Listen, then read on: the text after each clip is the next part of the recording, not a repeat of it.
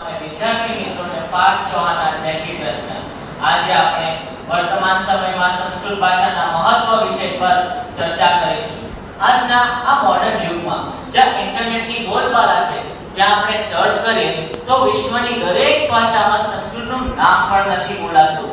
આપણે એ બધી વસ્તુઓમાં ચમકીએ છીએ જે આપણને બીજા દેશોમાંથી મળી હોય.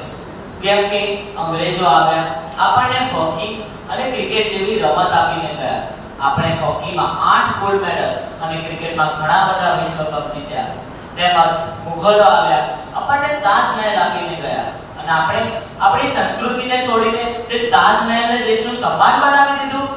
આપણા સ્વભાવમાં છે કે આપણે આપણી સંસ્કૃતિનું સન્માન જ નથી કરતા.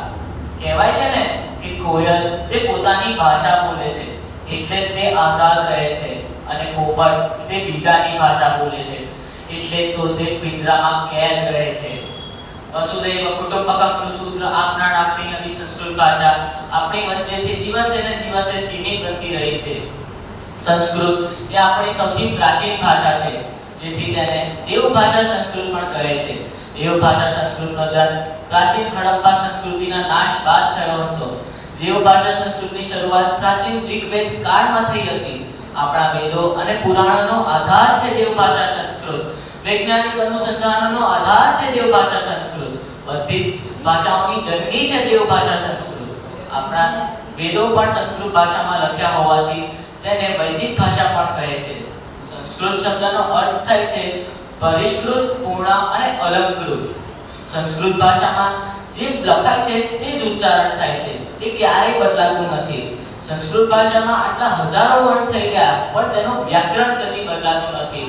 વર્તમાનમાં સંસ્કૃત ભાષાના શબ્દકોશમાં 102 અબજ 78 કરોડ 50 લાખ જેટલા શબ્દ રહેલા છે, જેનું કારણ તે શબ્દ નિર્માણની પ્રક્રિયામાં એલ્ગોરિધમ પર આધારિત છે, જે ક્યારેય ખતમ થતું નથી. તમે જાણો છો ઉત્તરાખંડની અધિકારિક ભાષા છે સંસ્કૃત. કર્ણાટકના મથુર ગામમાં લોકો સંસ્કૃત ભાષામાં જ વાત કરે છે.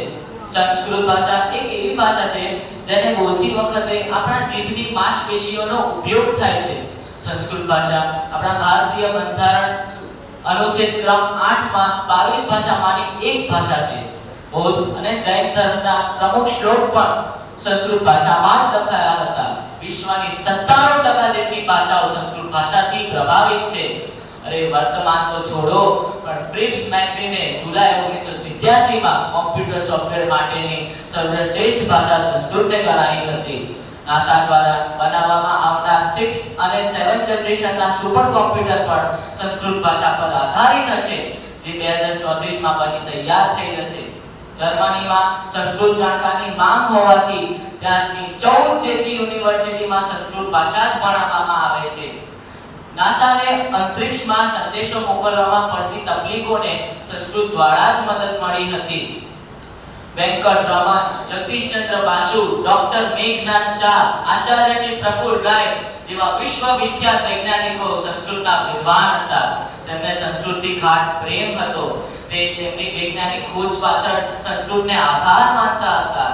તે સમયના ઋષિમુનિઓએ જે વૈજ્ઞાનિક શોધ કરી હતી તેનો આજના વર્તમાનમાં કોઈ મુકાબલો જ નથી. આપણી ભારતીય સંસ્કૃતિ જો આપણે જાણવી હોય તો આપણને સંસ્કૃત આવડવી એ અત્યંત જરૂરી છે. સંસ્કૃત, સંસ્કૃતિ અને સંસ્કાર વિકાસનો હોય સાચો આધાર.